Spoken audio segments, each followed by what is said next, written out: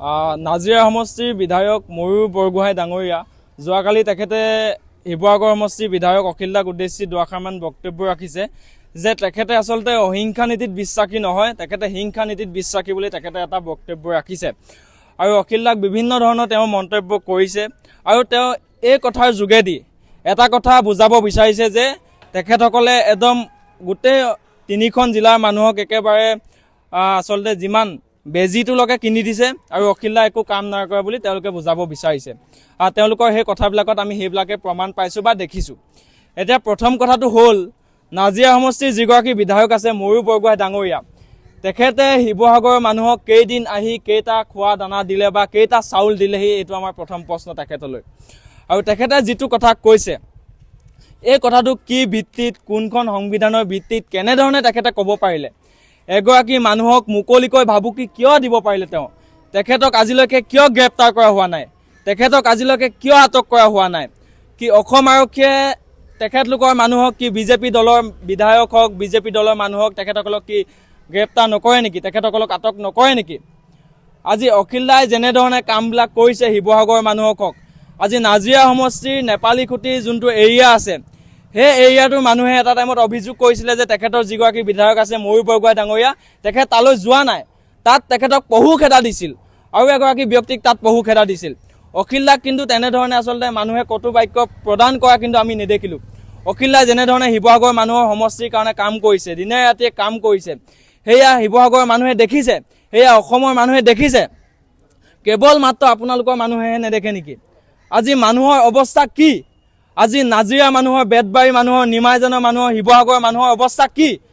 আজি মানুহ তিৰপালৰ তলত, টিঙৰ তলত আজি ৰ'দত তিতিছে, বৰষুণত শুকাইছে। তাৰপিছতো আজি আপোনালোকে নিকৃষ্ট ৰাজনীতি কৰিবলৈ আহে, তাৰপিছত আপোনালোকে মানুহৰ জীৱনক লৈ ৰাজনীতি কৰিবলৈ আহে। এইবিলাক আপোনালোকৰ কেনেকুৱা ধৰণৰ ৰাজনীতি? আপোনালোকে ৰাজনীতি কৰিছে কৰক, কিন্তু মানুহৰ জীৱনক লৈ আপোনালোকে খেলা কৰা ক'ত অধিকাৰ পালে? আপোনালোকে মানুহক অপমান কৰা ক'ত অধিকাৰ পালে? আজি বানাকাণ্ডৰ ৰাইজৰ ওচৰলৈ কেইজন বিজেপি নেতা মন্ত্ৰী গৈছে আৰু আপোনালোক গৈছে, আপোনালোকে কি বস্তু তাত প্ৰদান কৰিছে? আজি মানুহৰ লাগতিয়াল বস্তু কি আৰু মানুহৰ লাগতিয়াল বস্তুবিলাক আপোনালোকে কিমান প্ৰদান কৰিছে? এনেকুৱা ধৰণৰ আপোনালোকে ৰাজনীতিৰ, নিকৃষ্ট ৰাজনীতি মানুহক লৈ কৰা বন্ধ কৰক। আপোনালোকে দলৰ মাজত ৰাজনীতি কৰক, আপোনালোকে কিন্তু মানুহক লৈ ৰাজনীতি নকৰিব। আৰু ময়ূৰ বৰগোহাঁই যিটো বক্তব্য ৰাখিলে, তেখেতৰ ওপৰত সমগ্ৰ অসমবাসী ৰাইজে, সমগ্ৰ অসমৰ মানুহে, সমগ্ৰ শিৱসাগৰৰ মানুহে তেখেতৰ ওপৰত FIR দিব লাগে, তেখেতক গ্ৰেপ্তাৰ কৰিবৰ কাৰণে দাবী জনাব লাগে। তেখেত এগৰাকী আহোম বুলি ফুটনি মাৰিছে, আমিও আহোম, আমাৰ গাতো আহোমৰ তেজ আছে। আপুনি আহোম হল বুলি কি আপুনি এনেধৰণে ধমকি দিব পাৰিব নেকি? শিৱসাগৰত আপুনি আহোম হল বুলি এনেধৰণৰ কথা ক'ব পাৰিব নেকি? আমি কি আহোম নহয় নেকি? আমি আপোনালোকতকৈ খাতি আহোম, সেই কথাটো আমি স্পষ্ট কৰিছোঁ। আজি আমি তেখেতৰ ওপৰত এখন FIR দিম আৰু আমি দাবী জনাম, আমি DGPক দাবী জনাইছোঁ, আমি মুখ্যমন্ত্ৰীক দাবী জনাইছোঁ যে তেখেতক গ্ৰেপ্তাৰ কৰি উচিত শাস্তি প্ৰদান কৰিব লাগে। তেখেতে যেনেধৰণে বানাকাণ্ডৰ ৰাইজক অপমান কৰিলে, তেনেকৈ যেনেধৰণে মানুহক আচলতে ভাবুকি দিছে, তেনেকৈ যেনেধৰণে তেওঁ গুণ্ডামি কৰিছে, এই গুণ্ডামি কোনো সহ্য নকৰে, আপোনাৰ এই গুণ্ডামিলৈ কোনো ভয় নকৰে, সেই কথা কিন্তু স্পষ্ট। সেই কথা আমি কিন্তু চাওক, যোৱাকালি যিটো আমাৰ নাজিৰা বিধায়ক ময়ূৰ বৰগোহাঁই ডাঙৰীয়াই যিটো দি আছে যে এটা তেওঁ উচতনিমূলক কথা কৈ আছে যে আমি হিংসাৰ জৰিয়তেহে কাম কৰিম, এইটো আমি সম্পূৰ্ণ তেওঁক আমি ধিক্কাৰ জনাইছোঁ। কাৰণ 19 তাৰিখৰ পৰা আমি দেখি আহিছোঁ যে আমাৰ বিধায়ক মহোদয়ে যিখিনি কষ্ট কৰি শিৱসাগৰ বানপীড়িত ৰাইজৰ কাৰণে তেওঁ যিখিনি কষ্ট কৰিছে, সেইখিনি আমি প্ৰত্যেকেই 19 তাৰিখৰ পৰা দেখি আহিছোঁ। তেওঁ পানীত নামি ঘৰে ঘৰে, প্ৰত্যেকৰ ঘৰে ঘৰে তেওঁ সাহাৰ্য আগবঢ়াইছে আৰু প্ৰত্যেককে তেওঁতো এনেকুৱা কৰিছে যে তেওঁ তাত যিখিনি মানুহ মানে মানুহৰ ঘৰত বন্দী হৈ আছিল, যিটো সময়ত তেওঁলোক ওলাই আহিব নোৱাৰে, বৃদ্ধ বনিতা, সেই সকলোকে তেওঁ নিজে চকীত বান্ধি তেওঁ চকীত লৈ ধুনীয়াকৈ তেওঁ লৈ আহি ৰাস্তালৈ লৈ আহিছে। ইমানখিনি তেখেতে কৰিছে।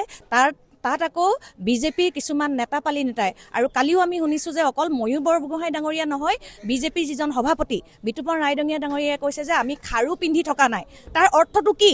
খাৰু পিন্ধি থকা নাই মানে তাৰ অৰ্থ কি? মহিলাক বুজাইছে নেকি? খাৰু পিন্ধি থকা মানে মহিলাক বুজায়। মহিলাক তেওঁ দুৰ্বল বুলি ভাবিছে নেকি? খাৰু পিন্ধি থাকিলে যে দুৰ্বল, সেই কথাটো কাক মিনিং কৰিছে? তাৰমানে তেওঁলোকে মহিলাক দুৰ্বল বুলি ভাবিছে।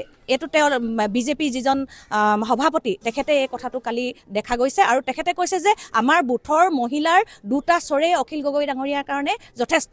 আমি তেখেতকো সকীয়াই দিব বিচাৰিছোঁ। ৰাইজৰ দলতো আমাৰ জাতীয় নাৰী বাহিনী বুলি এটা আমাৰ শক্তি আছে, মহিলা শক্তি আছে, আৰু সেই জাতীয় নাৰী বাহিনীও কম নহয়। কিন্তু তেখেতলোকে যেতিয়া সেইটো কথা কয়, আমিও তেখেতলোকক সকীয়াই দিব বিচাৰিছোঁ যে আমিও কম নহয়।